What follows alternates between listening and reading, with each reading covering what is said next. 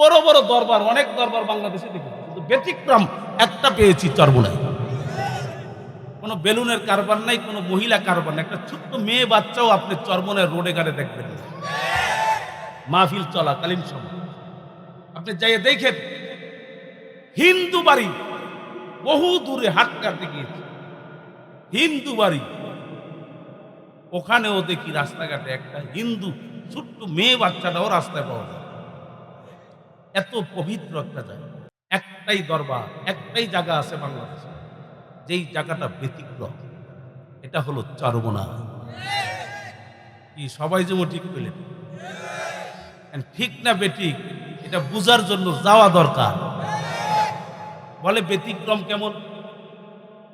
বিভিন্ন মাহফিলে পটকা, বেলুন, মহিলারা বাজারে, মাহফিলের পাশেই বাজার, দৌড়াদৌড়ি করে, কথা কয় না।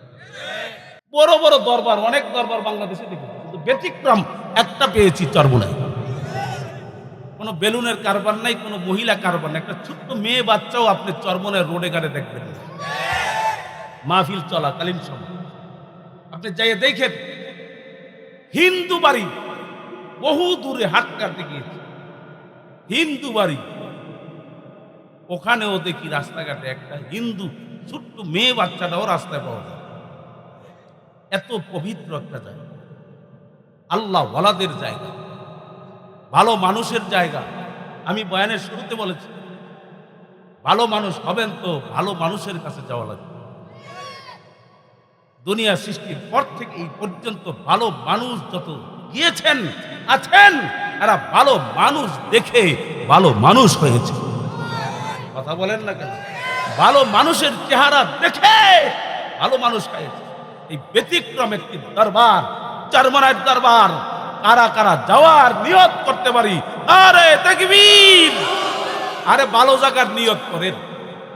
26, 27, 28 নভেম্বর এই মাসের চরমোনাইয়ের বাৎসরিক অগ্রহায়ণের মাহফিল। হাতুটার নাল্লা দেখুক না। আরে আমি বালা জায়গার নিয়ত করলেও তো লাভ আছে, সোয়াব আছে। আরে দেশ দেখতেও তো মানুষ যায়, এই দেশ দেখতেও তো মানুষ যায়, দেশ দেখাও তো সোয়াব, ঠিক কিনা বলেন? দেশ দেখাও সোয়াব। আল্লাহ আমার ভাইগুলাকে আপনি কবুল করেন।